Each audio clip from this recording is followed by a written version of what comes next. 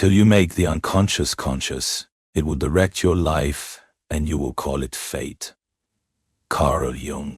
Have you ever felt it? That strange, lingering suspicion that you're just an actor playing a part in your own life? That the person everyone sees, the competent employee, the reliable friend, the cheerful family member, is a carefully crafted character, while you is somewhere backstage, just watching and waiting. You follow the script, you hit your marks, you say all the right lines. But at the end of the day, when the applause fades and you're left alone in the quiet, you feel a profound sense of emptiness. A feeling that your life is a story being told about someone else. If that resonates with you, even a little, then you've already felt the call. The call to a journey that the great Swiss psychiatrist Carl Jung named Individuation. Now, this isn't just self-improvement or some new productivity hack. It is the most vital, terrifying, and ultimately rewarding adventure a human can undertake. The quest to become whole. In this video, we're not just going to define a psychological term. We are going to walk the path. We'll meet the masks we all wear, confront the monster in our own basement, and seek the hidden gold that can only be found when we dare to become who we truly are. So, take a deep breath. The road is waiting. So where does this journey of individuation even begin? It starts in the most familiar of places, the world of social roles and expectations. Jung called this frontier of our personality the persona. The word itself comes from the Latin for the masks worn by actors in ancient Greek drama. And it's a perfect metaphor. Your persona is the collection of masks you wear for the world outside. It's your job title, your social media profile, your reputation. It's the version of you designed to make a good impression and navigate the complexities of society. Now, the persona is not a bad thing. In fact, it's essential. A healthy persona is like a good suit of clothes. It lets you function appropriately in different situations. You don't talk to your boss the same way you talk to your child. You don't behave at a funeral the way you behave at a party. The persona is a tool of adaptation, a social lubricant. It protects our more vulnerable inner self from the constant friction of the outside world. It creates social harmony. The problem arises, as it so often does, from a case of mistaken identity. We forget that we are wearing the mask. We start to believe we nearly mask. This is what Jung called identification with the persona. When the good doctor, the successful entrepreneur, or the perfect mother becomes the entirety of your identity, you've lost touch with the vast, complex landscape of your true self. The role has consumed the actor. Think of someone you know, or maybe even yourself at some point. Let's call her Sarah. Sarah is a lawyer. She's brilliant, respected, even feared in the courtroom. Her persona is the iron-willed attorney. She's logical, aggressive, and always in control. At work, this persona serves her incredibly well. But then she comes home. She tries to cross-examine her partner about their day. She negotiates with her kids over bedtime. She has forgotten how to take the mask off. The parts of Sarah that don't fit that iron-willed attorney persona, her gentleness, her uncertainty, her need for unstructured play, her artistic side, get shoved down, starved of light and air. She might feel a growing emptiness, a quiet desperation.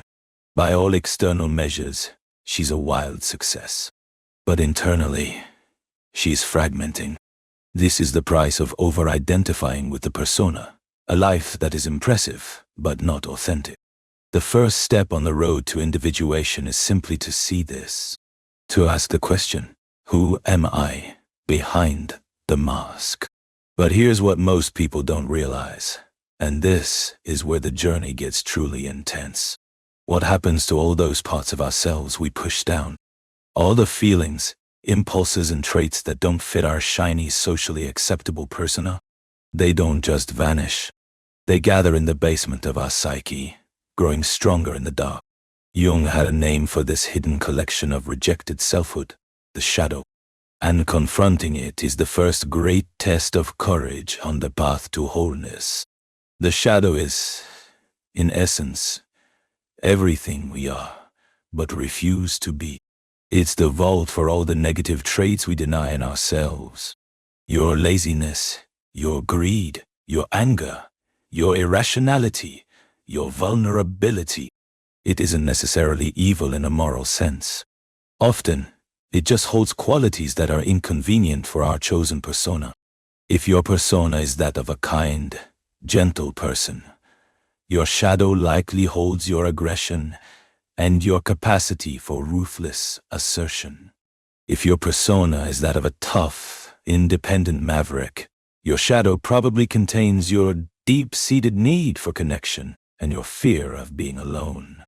The most common way we deal with the shadow is not by facing it, but by projecting it. This is a crucial concept. Shadow projection is when we see our own disowned traits in other people and despise them for it. Have you ever had an irrationally strong, negative reaction to someone? That person who is just so arrogant, or so lazy, or so needy, that they make your skin crawl. According to Jung, there's a very high chance that what you're reacting to is a disowned piece of your own shadow. Let's imagine a man, we'll call him David. David prides himself on his work ethic. He works 60-hour weeks, scoffs at holidays, and genuinely believes laziness is a moral failing. He has a colleague, Mark, who leaves work at 5 p.m. sharp, takes all his vacation time, and seems perfectly content. David despises Mark. Us. He complains about him, gossips about his lack of ambition, and feels a surge of righteous anger whenever he sees him. What David doesn't realize is that he isn't just reacting to Mark. He's reacting to his own shadow. Deep down, a part of David is exhausted. A part of him craves rest, leisure, and the simple peace that Mark seems to embody. But his persona of the hard worker won't allow those feelings. So, he represses them, shoves them into his shadow, and then projects that disowned part of himself onto Mark. Hating Mark is so much easier than admitting his own burnout and vulnerability. The great paradox of the shadow is that, while it appears menacing, it contains immense treasures. Jung called this finding the gold in the darkness. Your shadow holds a tremendous amount of psychic energy that you're currently wasting on repression and projection. Your repressed aggression, once integrated, could become healthy assertiveness, the courage to stand up for yourself. Your repressed laziness could become the ability to rest, recharge, and actually enjoy life. Your repressed vulnerability could become the capacity for deep intimacy and connection. Integrating the shadow doesn't mean becoming an angry, lazy, or greedy person. It means acknowledging you have the capacity for these things. It means withdrawing your projections from others and owning your own full humanity, warts and all. It's the process of saying, yes, that darkness is in me too. This act of radical self-acceptance is terrifying, but it's also the only way to become solid, to stand on your own 2 feet without judging the world for the sins you refuse to see in yourself. It is the end of hypocrisy and the beginning of integrity. So, you've begun to recognize your persona for the mask it is. You've bravely descended into the basement and started the difficult work of acknowledging your shadow. The journey is well underway, but as you gain a firmer footing in your inner world, another figure begins to emerge from the unconscious. This one is different. It's not a mask for the world, nor a collection of rejected traits. This is a figure that represents the other within you. Jung gave it 2 names, the anima for a man and the animus for a woman. Let's be crystal clear. The anima and animus are not about modern gender identity or sexual orientation. They are psychological archetypes, symbolic representations of the contrasexual elements in our psyche. For a man who is often conditioned to operate from a place of logos, logic, reason, structure, the anima represents the repressed feminine principle, or gyros, relatedness, intuition, feeling, creativity. For a woman, often conditioned to operate from hieroski, the animus represents the repressed masculine principle of allogostara. Just like the shadow, we first meet the anima or animus through projection. This is the bedrock of romantic obsession. A man who is cut off from his own emotional life, his own anima, doesn't feel those qualities in himself. Instead, he projects them onto a woman. He doesn't just fall in love with her dear. He falls in love with the missing half of his own soul, which he now sees in her. He might call her his muse, his goddess, his inspiration. While this sounds romantic, it's a dangerous foundation for a real relationship. The man has put the woman on an impossible pedestal. He isn't relating to a real complex human being. He is relating to an idealized image from his own psyche. When she inevitably fails to live up to this divine projection, when she has a bad day, or disagrees with him, or shows a side that doesn't fit the goddess image, he can become deeply disillusioned, even angry. He might feel betrayed, thinking you're not the person I fell in love with. And he's right. He fell in love with a projection, not a person. For a woman, projecting the animus works in a similar way. An undeveloped animus can manifest as a collection of rigid, unshakable opinions, often borrowed from others. Well, everyone knows that. That was Cialism Waterus. Well, why? When a woman is possessed by this negative animus, she might seem argumentative, dogmatic, and coldly logical. She might then find herself drawn to men who seem mysterious, powerful, and full of unexpressed depth, projecting her own potential for creative insight and spiritual authority onto them. She seeks a guru or a strong, silent type to carry the logos she hasn't yet owned in herself. The goal at this stage of individuation is to withdraw these projections and start a dialogue with this inner figure. For the man, it means developing his own eros. It's learning to feel his own emotions without being swamped by them, cultivating his own creativity, and learning the art of relatedness. He stops needing a woman to be his muse because he's found the muse inside himself. He can then love a real woman, not an idea of one. For the woman, it means developing her own logos. It's about cultivating her own independent thought, finding her own truth instead of recycling collective opinions, and learning to wield her intellectual and assertive powers in a creative, life-giving way. She stops needing a man to be her rock or intellectual authority because she's found that solid ground within herself. She can then relate to a real man as an equal partner in dialogue. This inner relationship with the anima or animus is one of the most profound aspects of Jung's work. It transforms us from the inside out. It's the process of becoming psychologically androgynous, not physically, but in the sense of having access to the full range of human qualities, logic and emotion, assertion and receptivity, strength and tenderness. It is the sacred inner marriage, the Wahieros Gamos, that creates a new level of wholeness and maturity. And it prepares us for the final, most awe-inspiring stage of the journey. But wait. If you've wrestled your shadow and begun the dialogue with your anima or animus, is the journey over? Not quite. There's a danger here.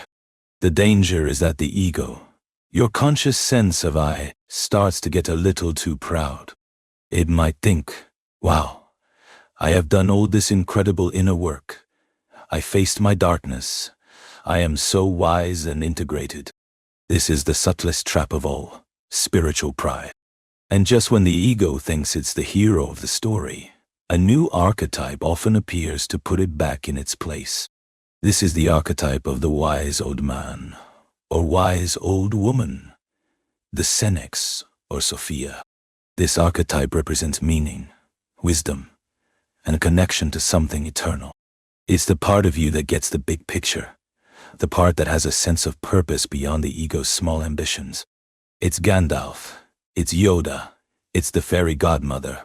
When you have a sudden, profound insight that seems to come from a place of wisdom far beyond your own experience, you are touching this archetype. It provides guidance, but it also provides a crucial dose of humility. It reminds the ego that it's not the master of the psychic house. It's merely one part of a much larger, more mysterious whole. And that brings us to the ultimate goal, the central sun around which all these other archetypes orbit. What is the aim of individuating? What's the point of this whole difficult journey? The goal is the realization of what Jung called the self, with a capital S. And this is maybe the most misunderstood concept in all of Jungian psychology. The self is not your ego. It's not your best self in the self-help sense. The ego is the center of your conscious awareness. It's the part saying, I think, I feel, I am speaking these words. But the self is the center of your total personality, conscious and unconscious combined. The ego is like the earth in ancient astronomy, believing it's the center of everything. The self is the sun. The process of individuation is a Copernican revolution of the psyche, where the ego finally realizes it isn't the center of the universe, but a small planet in orbit around a much larger, life-giving star, the self. The experience of the self can't be easily described. It often shows up in moments of profound synchronicity, where your inner world and the outer world seem to align perfectly. It's that feeling of being in the right place at the right time, guided by a force larger than yourself. It's found in the flow state of an artist, the deep peace of a meditator, or the simple, unshakable feeling of being at home in your own skin. It is the experience of wholeness. Let's check back in with our examples. Sarah, the lawyer, after years of this inner work.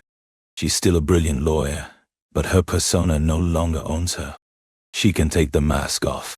She has integrated her shadow, her vulnerability, which allows for deeper connections with her family. She has developed her anima, her eros principle, so she now enjoys painting watercolors not as a guilty secret, but as a vital part of who she is.